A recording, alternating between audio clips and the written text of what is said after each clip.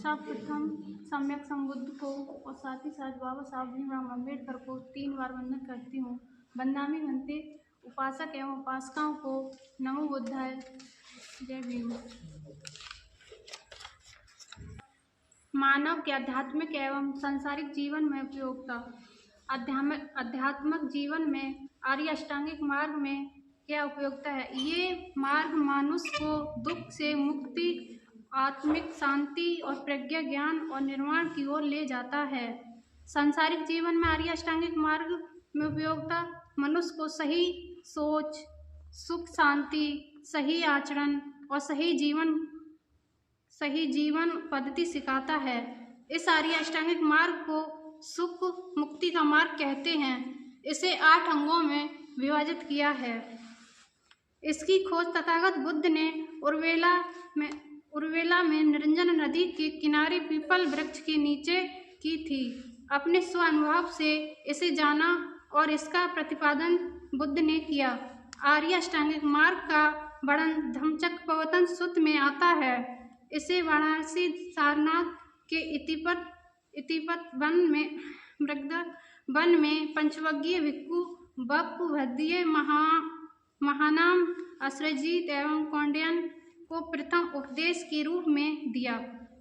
एक समय भगवान बुद्ध वाराणसी के ऋषिपतन मृगदय वन में विहार करते थे। वहां भगवान बुद्ध ने पंचवग्गीय भिक्षुओं को संबोधित किया। हे भिक्षुओं, इन अंतों को प्रवज्जतों को सेवन नहीं करना चाहिए। कौन से दो? जो ये हीन गंवारू पृथ्वीजनों के युग अनार्य अनर्थों से युक्त काम वासनाओं में काम सुख में लिप्त होना है और जो दुखमय अनार्य अनर्थों से युक्त स्वपीड़ा में लगना है। भिक्षुओं, इन दोनों ही अंतों में न जाकर तथागत ने मध्यम मार्ग की खोज निकाला। वह ये आर्य अष्टांगिक मार्ग है। अयमेव आर्यो अष्टांगिक मग्गो सम्मादिष्टो सम्मा संकल्पो सम्मा वाचा सम्मा कामंतो सम्मा जीवो सम्मा व्यायामो सम्मा सति सम्मा समाधि। जैसे सम्यक दृष्टि, सम्यक संकल्प, सम्यक वचन, सम्यक कर्म, सम्यक आजीविका, सम्यक व्यायाम परिश्रम, सम्यक स्मृति और सम्यक समाधि, जो कि आँख देने वाला, ज्ञान देने वाला, शांति के लिए, पूर्व ज्ञान के लिए और निर्वाण प्राप्ति के लिए होता है। नमो बुद्धाय, जय भीम। सभी साथियों को जय भीम, नमो बुद्धाय। मैं आज भारती के अंदर हूँ सम्मान एक अधिकार के द्वारा, क्योंकि यहाँ हर रविवार को इस बुद्ध विहार के अंदर परिचर्चा होती है भगवान बुद्ध पर, बाबा साहब पर। जगह जगह से लोग आते हैं। मेरे साथ ये महिला, क्या नाम आपका? मेरा कनिष्का। अच्छा, कहाँ से आप? मैं बदायूं से हूँ। बदायूं से? यस। बदायूं में तो भगवान बुद्ध का बहुत बड़ा बुद्ध विहार भी है। यस। यहाँ पर कितने दिन से आती हो? मैं यहाँ से 2 साल से आ रही हूँ। 2 साल से? हाँ, मैं यहाँ PhD कर रही हूँ रह के। अच्छा, PhD? यस। तो अब ये बताइए कि आप PhD किस चीज़ पे कर रही हैं? मैं हिस्ट्री से कर रही हूँ PhD। अच्छा, तो यहाँ पर जो आप लोग आते हैं, यहाँ पर क्या महसूस किया, क्या चीज़ है? डॉक्टर अतुल जी का, राजकुमार सागर जी का प्रयास हो रहा, भगवान बुद्ध का बुद्ध विहार है, या जगह जगह से लोग आते हैं। आपने क्या सीखा और क्या परिवर्तन आया? भगवान बुद्ध का ये धम्म है, उनका प्रचार कर रहे हैं और मानवता की पहचान करा रहे हैं। और ये अतुल सर का बहुत सहयोग है इसमें। बौद्ध धर्म फैलाना, जगह जगह जाके मतलब लोगों को फैला रहे हैं कि बौद्ध धर्म क्या है क्या नहीं, ये बता रहे हैं। मानवता की पहचान करा रहे हैं। और धम्म क्या है, ये भगवान बुद्ध ने शिक्षा दी है। उन्होंने सबसे पहले पंचशील बताया है कि पंचशील को अपनाना, अपने जीवन में अपनाना चाहिए। उसमें हम अच्छे कार्य करते हैं और आगे बढ़ते हैं, उसे अपनाते हैं तो उनके पंचशील ये हैं: पाणातिपाता वैरमणि सिक्खापदं समादयामि, मूसावादा वैरमणि सिक्खापदं समादयामि, अधिनंदाना वैरमणि सिक्खापदं समादयामि, कामेषु मिच्छाचारा वैरमणि सिक्खापदं समादयामि, और सुरमेयर मज्ज पमत ठाना वैरमणि सिक्खापदं समादयामि। तो आपने पंचशील आगे पीछे कर दिए। हाँ। पंचशील में होता है पाणातिपाता वैरमणि सिक्खापदं समादयामि, अदिन्नदाना वैरमणि सिक्खापदं समादयामि, कामेषु मिच्छाचारा वैरमणि सिक्खापदं समादयामि, मूसावादा वैरमणि सिक्खापदं समादयामि, और सुरामेर मज्ज पमादठाना वैरमणि सिक्खापदं समादयामि। तो ये हम अब सबसे ज़्यादा ये पंचशील अगर हम ये अपनाते हैं और एक भी टूटता है इसमें तो हमारा मार्गदर्शन भटक जाते हैं हम।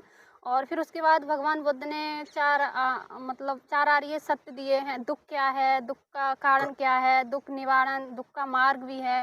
तो अब आप लोगों ने यहाँ जो आए, यहाँ से कुछ महिलाओं में जागृत, क्योंकि आप महिला है, तो मैरिज होगी आपकी? मेरी शादी अच्छा अच्छा अच्छा।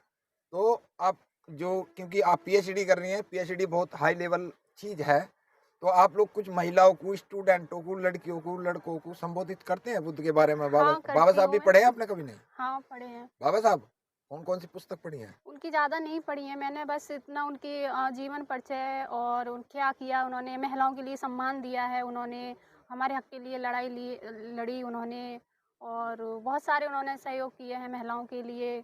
और आप लोग पीएचडी कर रहे हैं, क्योंकि पढ़े लिख के पीएचडी डॉक्टर पे समाज की एक जिम्मेदारी होती है। पीएचडी पर हर कोई नहीं पहुंचता है, तो आप लोगों को डॉक्टर अम्बेडकर को पढ़ना चाहिए, सिंबल ऑफ नॉलेज, जब भी हम बुद्ध की ओर ठीक से जा पाएंगे। तो बहुत बहुत धन्यवाद। एक बार बताइए अपना नाम जरा। मेरा नाम कनिष्का है जी। मैं बदायूं से हूँ। अच्छा, यहाँ पे कहाँ पर रहती है? मैं ओशो भारती रहती हूँ हॉस्टल में, रानी चैनम्मा। जी, बहुत बहुत धन्यवाद। साथियों, लाइक शेयर कमेंट जरूर करेंगे। गुड़िया ने अपनी बात रखी है, दम की चर्चा यहाँ हर रविवार होती है। आप सब लोग आइए। जय भीम, नमो बुद्धाय। पंचशील। जय भीम, नमो बुद्धाय। एक महिला हमारे साथ और है। क्या नाम है आपका? जी, मेरा नाम रीता है। अच्छा, कहाँ से आई हैं आप? जी, मैं मेरठ के शोभापुर गांव से हूँ। शोभापुर गांव से ही? हाँ जी। अच्छा अच्छा। तो आपके परिवार में कौन कौन लोग हैं? जी, मेरे परिवार में मैं, मेरे हस्बैंड और मेरे 4 बच्चे हैं।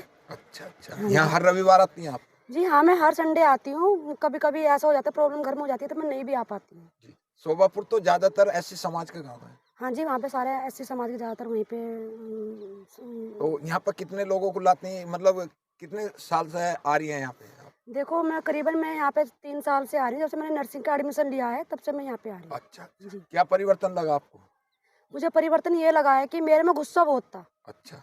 और मेरा गुस्सा कंट्रोल नहीं होता था। जब से मैंने बुद्ध भगवान जी को मैंने यहाँ पे धम्म में आना चालू कराया शुभ आरती में, और मेरा गुस्सा मतलब कि करीबन 20% रह गया है कि जो कि नॉर्मल है। 20% अभी रह गया गुस्सा? हाँ। चलो खैर, 20% रहना भी चाहिए गुस्सा। लेकिन आपने भगवान बुद्ध से क्या शिक्षा ग्रहण करी है, जरा ये बताओ। मैंने भगवान बुद्ध से ये शिक्षा ग्रहण करी है कि हम जितना हो सके हमें सच की राहों पे चलना चाहिए। अपने बच्चों को एक नई सीख देनी चाहिए कि कभी भी झूठ नहीं बोलना चाहिए, अच्छी संगत हमें लेनी चाहिए और अपने बड़ों का सम्मान करना चाहिए। ज़्यादातर मैंने यही सीखा है, और भी विचार हैं जो मैंने काफ़ी सीखे भी हैं। आपने एजुकेशन कितनी हासिल करी है? मैंने 12th के बाद मैंने शादी के बाद मैंने छोड़ दिया था। फिर शादी के बाद मैंने 12th करी, एक गुड़िया होने के बाद।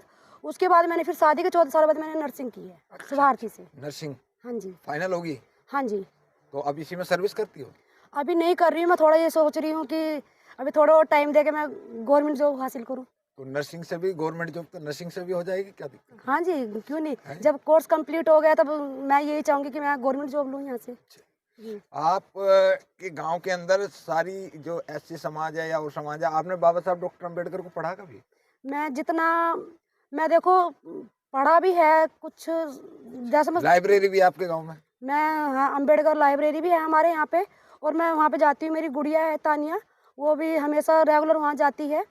और मैं तो ज़्यादातर यही शिक्षा देती हूँ अपने बच्चों को भी, हमें बाबा साहब के, बुद्ध भगवान के विचारों पे हमें चलना चाहिए। बहुत बहुत धन्यवाद आपका सम्मानित अधिकार को टाइम देने के लिए। और आप सब लोग भी जितने देख रहे हैं, वो सभी लोग यहाँ ज़्यादा से ज़्यादा आएँ, महिलाओं को लाएँ, बेटियों को लाएँ, बेटों को लाएँ, ताकि यहाँ से जो ज्ञान की गंगा बह रही है उससे आपका, आपके परिवार का ही भला होगा। और आप क्या कहना चाहेंगे महिलाओं? मैं तो ये कहना चाहूँगी सभी महिलाओं को कि हमें अंधविश्वास से निकल के हमें बुद्ध भगवान जी के और बाबा साहब के विचारों पर चलना चाहिए।